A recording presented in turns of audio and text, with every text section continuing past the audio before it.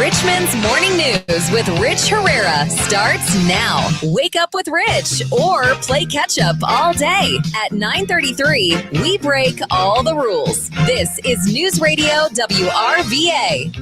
It is 9:04 this morning on Richmond's Morning News. I'm Rich Herrera. Wow. Today, pretty intense. Started off the show talking about what happened at WNBA game. Somebody shows up wearing a T-shirt, says, no, you got to cover it up. We're going to talk about that coming up at 9:33. Then we talked with General Burt Mississauga, who's running for United States Senate here in Virginia against Mark Warner. Then we had Governor Scott Walker joining us from the Young Americans Foundation, Tom Garrett, delegate as well. And it's kind of gotten to this theme of your kids are going away to school, something to think about, especially with Scott Walker. And one of the things you're going to hear from your kids is, oh my gosh, it's so expensive. Yep, life is expensive. Get used to it. The whole conversation about the $20 burrito has got people scratching their heads. I've talked about it, how the price of everything's gone up, and I keep reminding everybody, American Rescue Plan, Inflation Reduction Act. But let's try to make sense of this. So we had him on the program, I guess, about a week ago, and I had a great conversation and wanted to bring him back. Alan Mendenhall, a doctor, PhD, from Heritage Foundation, joining us right now on News Radio WRVA, coming back on the program, because right now, Wall Street says everything's great. Main Street says everything's great, but I want to know what's going on my street to help heads or tails of what's really going on with the economy and the messaging we're getting out of the GOP and the Democrats. He's joining us right now on News Radio WRVA. Good morning, sir.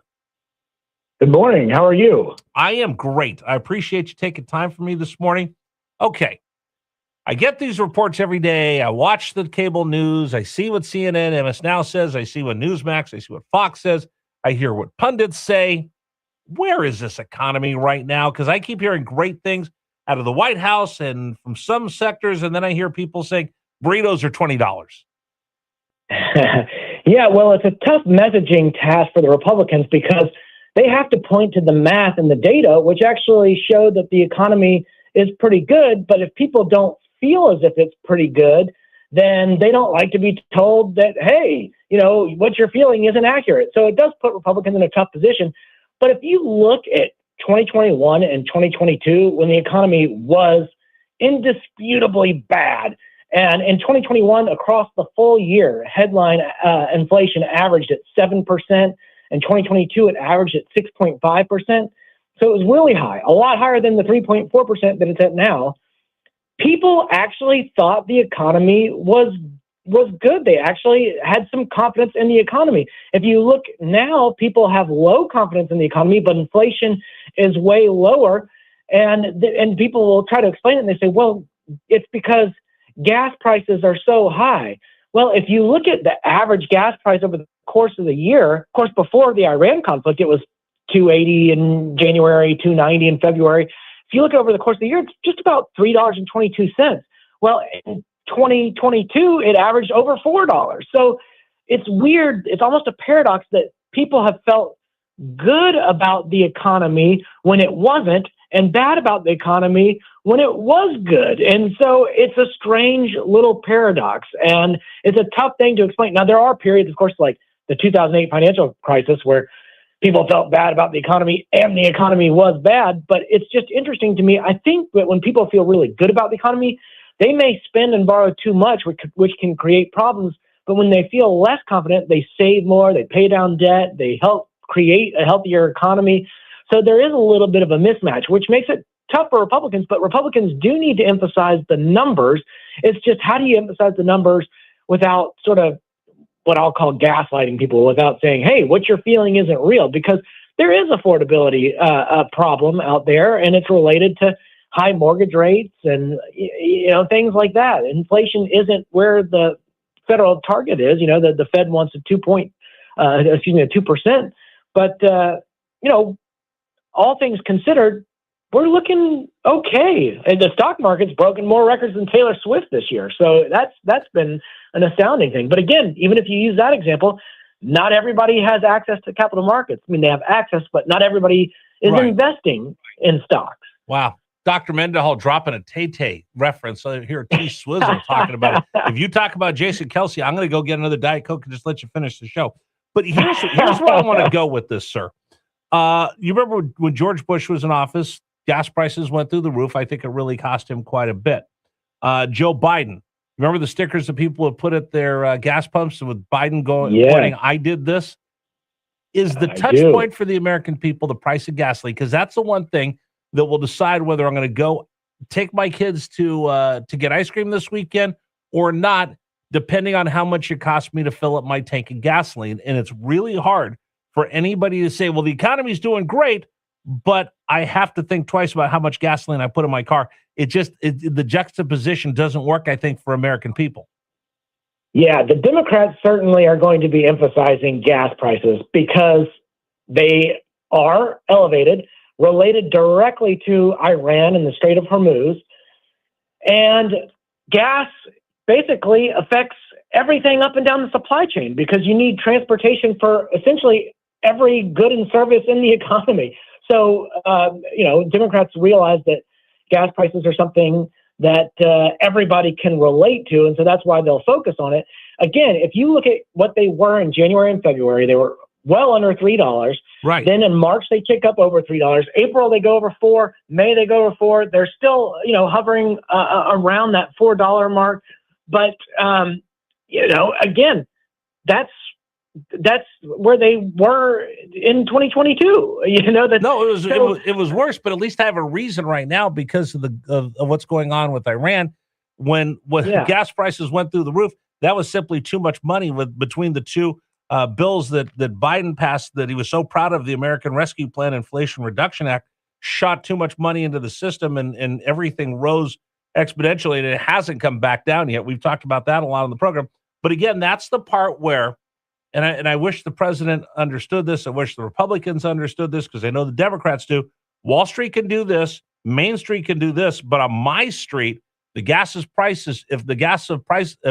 price of gasoline is too high, then I feel like the whole economy is not working. And I don't care what goes on with the Fortune 500 companies. If I can't put gas in my car, I think that's the most important touch point. Now I understand why this is so important that we get gas prices back so people can feel better about the economy. I think that's the whole reason why people feel so bad. It's 100% of the gas prices.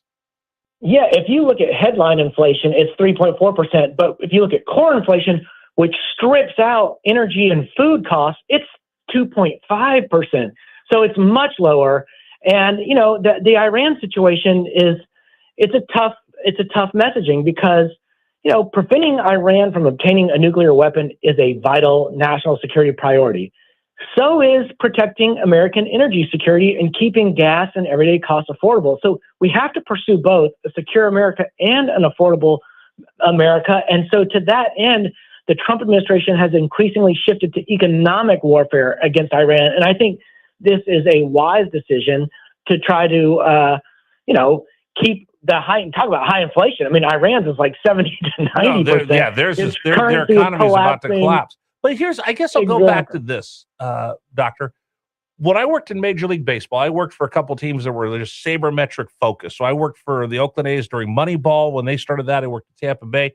We're all about sabermetrics. The average baseball fan, and a lot of people just didn't understand it at the time. And I would go out there and explain, well, this is why we're doing this, and this is why we're doing that. And they go, we don't care. We don't score enough runs. I almost feel the same way over here where a lot of this stuff is just way over my head. If you back out the cost of gasoline and food and everything, but that's the difference between whether I'm using credit cards at the end of the month or I have money left over in the bank. And I just don't know if the people get it. I get why we're doing all of this, but when it comes to, hey, Rich, I've got, it's Thursday. You don't get paid till Monday. We got $37 in the bank. You better be careful this weekend. That's the part where I think people feel like the economy's not working for them. Totally. I agree with you. And it doesn't help to say, well, the CPI is this and the PCE is this and the JOLTS report says this. And Rich has $37 and he better not go do anything or he's going to get yelled at by his wife. Yeah, but people don't like getting getting told a bunch of math numbers and saying, well, I don't know what that means. Like, where do I fit in there? Are you saying that I'm, not doing something right? I live in Auburn, Alabama. It's a college town, and it has a lot of what you might call, I don't know, redneck millionaires. And these are guys who never went to college. They started working when they're 18. They never had student loan debt. They work in like plumbing. They do electrical work, HVAC, roofing, construction, landscape, all these kinds of things. And a lot of them bought cheap properties when they were young, and now they rent them to college students, again, because Auburn University's there. And they're skilled, so they can fix things themselves when, as a landlord, when things go wrong, the tenant calls them up, they can fix it. I mean, these guys live really well. They buy Auburn season tickets. They take these boats out on Lake Martin. They play golf. I mean, it shows that some of the way that people have been taught, young people in particular who are really frustrated, have been told, you have to go to college. You have to do this. You have to do that. And it turns out they're getting saddled with student loan debt. They're getting all this. And they're not realizing what they've been told. Thank you, President Obama. Right. Thank you, President Obama, for federalizing all this. Although I think you and I should work on something. I was an economics major, classical economist, but I didn't graduate from college, so I'm going to have to get you to be the lead on this paper. I think if we came up with something different, the CPI and all the rest of those are fine. It's almost the hotshot index. How many people at the end of the month, or 5 days before the pay period, have to have their wives say, hey, hotshot, cool it. We're not doing anything.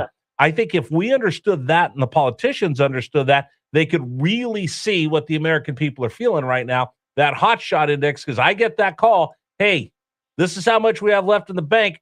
Do not go do anything stupid.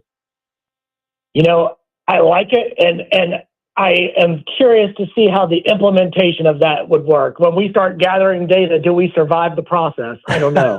You, me, and then my mentor still comes on with this, Dr. Richard Bilas, who's a classical economist who taught me, in the long term, there will be full employment. I think if we could talk about that and the Republicans could understand that, then they could really feel the angst that the American people are feeling right now on the hotshot index. Yeah. And I will say one quick sort of thing on the unemployment rate, since you brought it up. It's at 4.1%. But if you look at where the job losses are, they're largely in the government payrolls and education. And jobs like in manufacturing are up over 31,000 this year. The private sector is adding jobs. So we're actually losing jobs in government, which I think is great. I think that's good. So some of the data, unless you're a Republican in Northern Virginia, that's tough to get elected when that happens in the Commonwealth. Exactly. Hey, Professor, we're going to work on this hotshot index. I remember I worked with a guy in baseball, and his wife would look at us before we go on the road trip, and she'd look at her husband and go, hey, listen, hotshot, do not go buying anything stupid on this road trip.